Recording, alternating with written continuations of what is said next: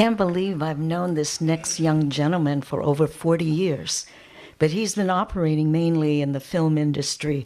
And so this afternoon he just flew in, I believe, from Boston and changed in the airport and arrived actually early. And this is the style of this man. He has always been, as far as I've known him in all these years, the consummate working artist, dedicated, committing his entire life to themes of social justice.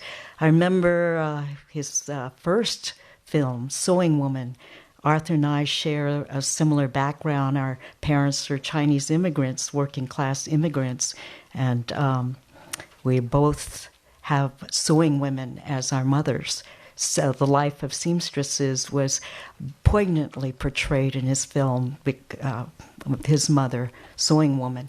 And since that film, he's gone into very profound development of his work, and looking forward actually to his next wonderful film.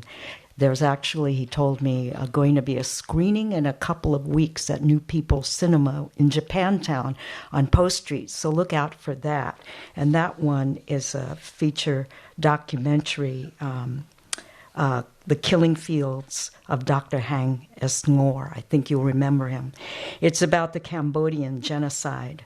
Arthur Dong has also produced many anti-gay prejudice films, including License to Kill. His Film Excellence Awards include 3 Sundance Film Festival Awards. I believe he's already received a Sundance for The Killing of Hang S-Ngor. And he's been an Oscar nominee. He's won a Peabody Award, 5 Emmy nominations, and is currently Distinguished Professor in Film at Loyola Marymount University in Los Angeles.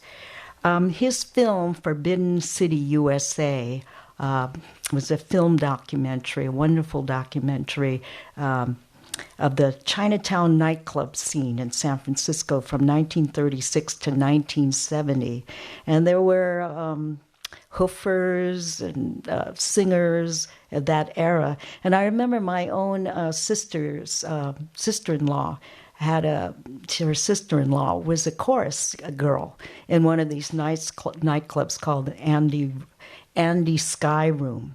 And she became the black sheep of her family. So being an entertainer back in that era was not like, the way it's become celebrity now, and we're proud of Asian Americans that go into showbiz. In those days, it was considered a stigma. So Arthur chronicles the lives of these courageous, talented people. There was a Chinese-American Ginger Rogers, a Chinese-American Fred Astaire, a Chinese-American Frank Sinatra, the whole gamut. And but Arthur didn't stop there. He's since spent 30 years from making that film into the book Forbidden City, USA, Chinatown Nightclubs that he's being awarded for today. So this is Arthur Dong's first venture into the literary world. He said, this is all new to me. And so, well, I think before Columbus, we welcome all arts, interdisciplinary arts. And Carlos Santana is also a recipient. So we don't have that stigma that you're a writer's writer. You can be a filmmaker as Arthur. And I'm so proud. He's like one of our community giants in the arts world. And welcome. Thank you for coming, Arthur Dong.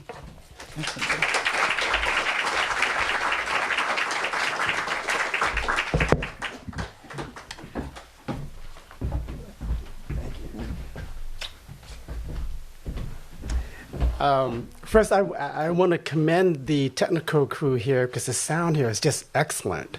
I hope you appreciated the. I don't know because it's a jazz center, but it's just I don't know what it would sound like with music, but the voice quality is just excellent. And I've been through a lot of pretty crappy PA systems in my life. Jenny and I worked together many years ago on Paper Angels, and at that time, she had just published her book, Angel Island, co-written with Judy Young and him, Mark Lai. And I remember how beautiful it was, and it was a piece of art. It was a book, but it was a piece of art. And little did I know that some years later I'd be getting an award from you. It's like I'm just totally humbled being here. As Jenny mentioned, I'm a filmmaker, and for the past 35 years, I've made films about genocide, anti-gay murders, discriminatory military policies, racism in Hollywood, and I did Forbidden City, USA, and I've never let it go because it kept me alive. Well, not alive, but it kept me mentally stable and inspired, because the stories of these performers who were started before my time, fought against such odds to do what they wanted to do, to follow their dreams, and they were so unlike the Chinese elders that I was brought up with. With all due respect to my parents, who were hardworking, working class folks who scrounged for a living so that we could have a better day, I didn't see them as sexy, or I certainly didn't see them as dancers or singers. And it was such a revelation when I started meeting these performers. I started this in 1985, producing the film, and then. But I could, even after producing the film, I couldn't let them go away from me, because I needed them to keep me with a sense of humor. But all the while, their stories were steeped in the social issues of their time, fighting discrimination, fighting cultural barriers within their own communities, and fighting their way on the stage to follow the dreams as performers. So I thank them for doing that. And the seed of this project, when I first began researching it, I had to fly to New York to meet one of the performers. And I stayed with my old friend, Kevin, who had moved there to be a part of the entertainment industry. And this is, I'm not sure what to call it, whether it's fate or faith or luck. But so he says, well, what are you doing here in town? I said, well, I'm interviewing this dancer, and she used to work at this club called Forbidden City. And he says, well, my stepfather, Charlie Lowe, was the owner of Forbidden City. And it was like, I'm not sure if I knew that or not, but that was my entree into this entire world that I knew so little about.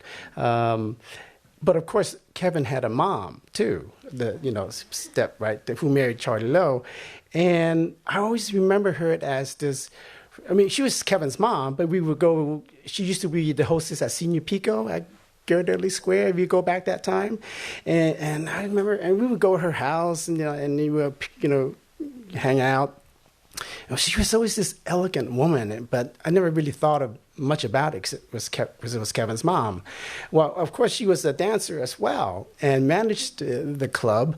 And I'm so pleased that she's here today with us, and she has a whole chapter in the book. So I just want to recognize her. Ivy, would you stand up?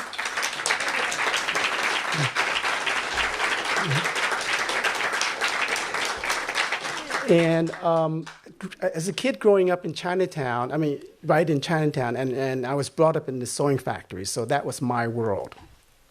But there was this Miss Chinatown pageant every year, and it still goes on. But back then it was really, I don't know, maybe I don't know what it is. I've changed. But back then it was just really something special. The whole community was behind it, and everybody would get excited about it. And my mom would bring home the poster with all the candidates, and we would pick the ones we liked best. And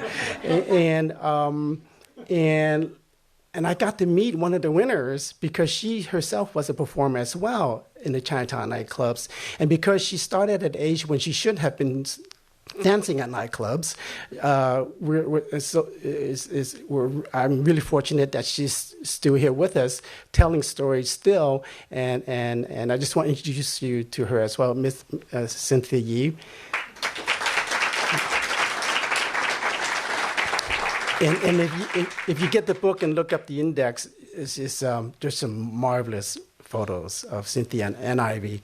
And as a child, and even today, I was a big fan of film musicals. And I think that's what partly inspired me to continue with this trek of writing this book.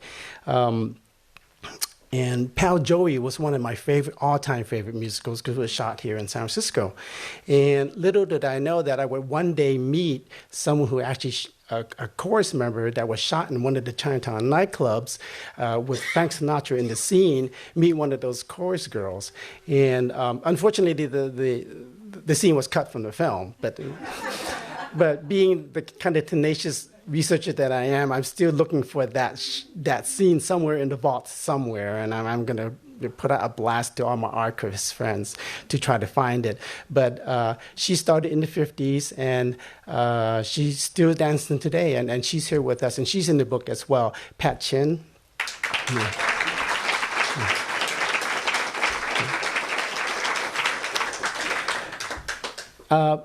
But mostly, I think,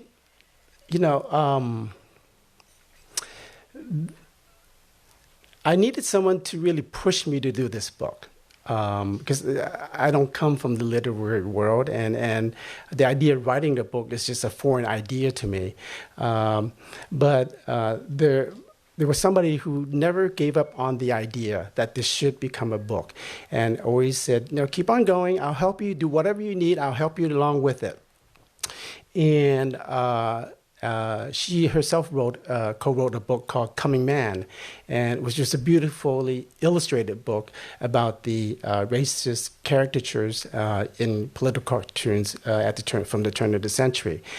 She co-wrote this book with two other authors, and she also co-wrote the essay in my book, but mostly she just was always there and always said, don't give up, keep on doing this. And this encouragement has been going for 25 years now. So that's a long period. So I want to recognize her as well and thank her very much. My sister, and she's actually my sister. My older sister is Lorraine Dong.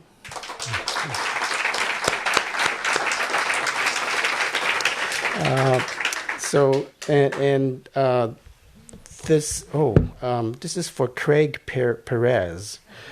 So I'm Arthur Dong. Oh yeah. So should I take this money? Yeah. Okay. All right. Well, I didn't mean to close my talk. Oh, she got the wrong one too. Oh, do you have mine? Oh. Craig, you want to take this one? Okay, I'll leave. I'm just grabbing. Should I? I'll keep the bag though, right? Okay. All right. But